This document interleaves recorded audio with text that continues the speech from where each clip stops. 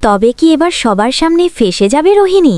শালিমার বাড়ির মালিকের হোটেল রুমের ফুটেজে রোহিণীকে দেখে চমকে গেল আর্য আর অপর্ণা। এমনটাই দেখবে, তাই বিস্তারিত জানতে আমাদের সাথে থাকো এবং পরবর্তী আপডেট পেতে চ্যানেলটি। আজকের পর্বের রিভিউতে দেখা যাবে কাঠকড়ায় দাঁড়িয়ে আছে অপর্ণা। অপর্ণার পক্ষের উকিল সমস্ত ধরনের প্রমাণ জোগাড় করে অপর্ণাকে নির্দোষ প্রমাণ করার জন্য। সেখানে পুলিশের এবং অপর্ণার দুজনেরই বয়ান রয়েছে। অপর্ণার পক্ষের উকিল বলে, আমার মক্কেল কিন্তু এখনও তার বয়ান চেঞ্জ করেনি। পুলিশের দেওয়া বয়ান আর আমার মক্কেলের বয়ান কিন্তু একই, মাননীয় জজ সাহেব। এদিকে অপর্ণার বিপক্ষের উকিল বলে, আমি কিছু বলতে চাই জজ সাহেব, পুলিশের বয়ান নিলেই কি একজন আসামি নির্দোষ হয়ে যায়? এই কেসে শুনানি দেওয়ার আগে আমি আপনাকে কিছু দেখাতে চাই। এই বলে অপর্ণা যে শালিমার বারে মারামারি করেছিল গুন্ডাগুলোর সঙ্গে, সেই ফুটেজ জজ সাহেবকে দেখায় অপর্ণার বিপক্ষের উকিল। জজ সাহেব সেই ভিডিও দেখে চমকে ওঠে।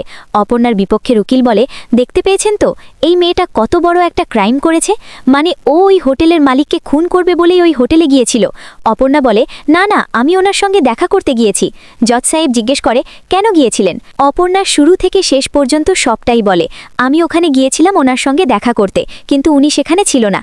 একজন বেয়ারা আমাকে ওনার রুমে নিয়ে যায়, আর সেখানে গিয়ে দেখি ওনার পেটে চুরি গাঁথা অবস্থায় ছটপট করছে। আমি সেই চুরিটা টান মেরে তুলে দিই, ভেবেছিলাম উনি বেঁচে যাবে, কিন্তু সাথে সাথে উনি মেঝেতে লুটিয়ে পড়ে। তারপর আমি চিৎকার করলেই লোক জড়ো হয়। জাস্ট আমি এতটুকুই বলতে পারি। অপর্ণার বিপক্ষের উকিল বলে, কিন্তু কেন গিয়েছিলেন আপনি? কি দরকার ছিল সেই হোটেলের মালিকের সঙ্গে, সেই বারের মালিকের সঙ্গে আপনার কি দরকার ছিল? অপর্ণা বলে, সেটা আমি বলতে পারবো না। অপর্ণাকে বারবার করে জিজ্ঞেস করছে, কিন্তু অপর্ণা কিছুতেই বলছে না। কেননা অপর্ণা যদি এখন বলে সেখানে কেন গিয়েছিলেন, তাহলে আর্য অপর্ণাকে আবার ভুল বুঝবে। সেই জন্য অপর্ণা সম্পূর্ণ ঘটনা এড়িয়ে গেল। এদিকে অপর্ণা কিছু বলছে না দেখে অপর্ণাকেই দোষী ভেবে নিল জজ সাহেব, আর রায় প্রদান করতে শুরু করল। আর সেই সময় রোহিণী অভিনব কায়দায় নিজের শরীরে ছুরি গাঁথার অভিনয় করতে লাগে, চিৎকার করতে থাকে, বাঁচাও বাঁচাও। আর তখনই সেখানে থাকা সবাই রোহিণীকে ধরে। অপর্ণার বিপক্ষের উকিল রোহিণীর বুক থেকে ছুরিটা তুলে নেয়, আর তখন সাথে সাথে রোহিণী নিজের আসল রূপে ফিরে আসে, নিজের নকল চুলগুলো খুলে ফেলে। এইসব দেখে কোর্টে থাকা সবাই অবাক হয়ে যায়। ওদিকে আর্য কিঙ্করকে বলছে, বলেছিলাম না তোকে যে উনি সব কিছু পারবে, তুই আমার কোনো কথা শুনলি না। যদি আজকে অপর্ণার কিছু হয়ে যায়, অপর্ণাকে আমি এখান থেকে নিয়ে না যেতে পারি, তাহলে তোকে আমি ছাড়ব না। অপরদিকে রোহিণী জজ সাহেবকে বলে, আমিও একজন উকিল, এই কেসের আমি তদন্ত করছি। এরপর রোহিণীও অপর্ণাকে জিজ্ঞেস করে, অপর্ণা, তুমি ওই বারে কেন গিয়েছিলে? এটা আমার প্রথম প্রশ্ন, তবেই কিন্তু আমি তোমাকে এখান থেকে মুক্তি করতে পারবো। কিন্তু অপর্ণা কোনো কিছুই বলতে চাইছে না। অপর্ণা বলে, আমার যা বলার আমি বলে দিয়েছি, আমি ওনার সঙ্গে একটা জরুরি কথা বলতে গিয়েছি, জাস্ট এতটুকুই। রোহিণী বলে, কিন্তু তোমায় যে বলতেই হবে, তুমি কেন গিয়েছিলে? এই বড় আদালতে তোমাকে বলতে হবে, ওই বারের মালিকের সঙ্গে তোমার কি এমন দরকার ছিল? এরপর রোহিণী সেই কাগজের টুকরোটা বের করে, যেটায় লেখা ছিল শালিমার বার। রোহিণী সেটা জজ সাহেবকে দেখায়। রোহিণীর হাতে সেই কাগজের টুকরোটা দেখে চমকেও ওঠে অপর্ণা। অপর্ণা বলে, এই কাগজের টুকরোটা উনি পেল কি করে? এদিকে রোহিণী মুচকি মুচকি হাসতে লাগে। সাবস্ক্রাইব করে দিও। আজকের পর্বের রিভিউতে দেখা যাবে কাঠকড়ায় দাঁড়িয়ে আছে অপর্ণা। অপর্ণার পক্ষের উকিল সমস্ত ধরনের প্রমাণ জোগাড় করে অপর্ণাকে নির্দোষ প্রমাণ করার জন্য। সেখানে পুলিশের এবং অপর্ণার দুজনেরই বয়ান রয়েছে। অপর্ণার পক্ষের উকিল বলে, আমার মক্কেল কিন্তু এখনও তার বয়ান চেঞ্জ করেনি। পুলিশের দেওয়া বয়ান আর আমার মক্কেলের বয়ান কিন্তু একই, মাননীয় জজ সাহেব। এদিকে অপর্ণার বিপক্ষের উকিল বলে, আমি কিছু বলতে চাই জজ সাহেব, পুলিশের বয়ান নিলেই কি একজন আসামি নির্দোষ হয়ে যায়?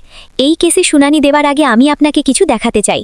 এই বলে অপর্ণা যে শালিমার বারে মারামারি করেছিল গুন্ডাগুলোর সঙ্গে, সেই ফুটেজ জজ সাহেবকে দেখায় অপর্ণার বিপক্ষের উকিল। জজ সাহেব সেই ভিডিও দেখে চমকে ওঠে। অপর্ণার বিপক্ষের উকিল বলে, দেখতে পেয়েছেন তো এই মেয়েটা কত বড় একটা ক্রাইম করেছে? মানে ও ওই হোটেলের মালিককে খুন করবে বলেই ওই হোটেলে গিয়েছিল। অপর্ণা বলে, না না, আমি ওনার সঙ্গে দেখা করতে গিয়েছি। জজ সাহেব জিজ্ঞেস করে, কেন গিয়েছিলেন? অপর্ণা শুরু থেকে শেষ পর্যন্ত সবটাই বলে, আমি ওখানে গিয়েছিলাম ওনার সঙ্গে দেখা করতে, কিন্তু উনি সেখানে ছিল না।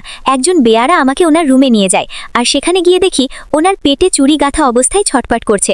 আমি সেই চুরিটা টান মেরে তুলে দিই, ভেবেছিলাম উনি বেঁচে যাবে, কিন্তু সাথে সাথে উনি মেঝেতে লুটিয়ে পড়ে।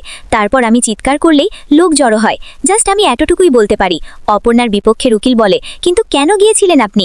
কি দরকার ছিল সেই হোটেলের মালিকের সঙ্গে, সেই বারের মালিকের সঙ্গে আপনার কি দরকার ছিল? অপর্ণা বলে, সেটা আমি বলতে পারবো না। অপর্ণাকে বারবার করে জিজ্ঞেস করছে, কিন্তু অপর্ণা কিছুতেই বলছে না। কেননা অপর্ণা যদি এখন বলে সেখানে কেন গিয়েছিলেন, তাহলে আর্য অপর্ণাকে আবার ভুল বুঝবে। সেই জন্য অপর্ণা সম্পূর্ণ ঘটনা এড়িয়ে গেল। এদিকে অপর্ণা কিছু বলছে না দেখে অপর্ণাকেই দোষী ভেবে নিল জজ সাহেব, আর রায় প্রদান করতে শুরু করলো। আর সেই সময় রোহিণী অভিনব কায়দায় নিজের শরীরে ছুরি গাঁথার অভিনয় করতে লাগে, চিৎকার করতে থাকে, বাঁচাও বাঁচাও। আর তখনই সেখানে থাকা সবাই রোহিণীকে ধরে। অপর্ণার বিপক্ষের উকিল রোহিণীর বুক থেকে ছুরিটা তুলে নেয়, আর তখন সাথে সাথে রোহিণী নিজের আসল রূপে ফিরে আসে, নিজের নকল চুলগুলো খুলে ফেলে। এইসব দেখে কোর্টে থাকা সবাই অবাক হয়ে যায়। ওদিকে আরজু কিঙ্করকে বলেছিলাম না তোকে যে উনি সব কিছু পারবে, তুই আমার কোনো কথা শুনলি না। যদি আজকে অপর্ণার কিছু হয়ে যায়, অপর্ণাকে আমি এখান থেকে নিয়ে না যেতে পারি, তাহলে তোকে আমি ছাড়ব না। অপরদিকে রোহিণী জজ সাহেবকে বলে, আমিও একজন উকিল, এই কেসের আমি তদন্ত করছি। এরপর রোহিণীও অপর্ণাকে জিজ্ঞেস করে, অপর্ণা তুমি ওই বাড়ি কেন গিয়েছিলে? এটা আমার প্রথম প্রশ্ন, তবেই কিন্তু আমি তোমাকে এখান থেকে মুক্তি করতে পারবো। কিন্তু অপর্ণা কোনো কিছুই বলতে চাইছে না।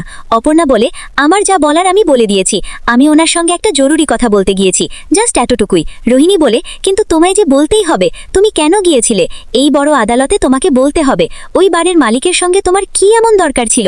এরপর রোহিণী সেই কাগজের টুকরোটা বের করে, যেটায় লেখা ছিল শালিমার বার। রোহিণী সেটা জজ সাহেবকে দেখায়। রোহিণীর হাতে সেই কাগজের টুকরোটা দেখে চমকেও ওঠে অপর্ণা। অপর্ণা বলে, এই কাগজের টুকরোটা উনি পেল কি করে?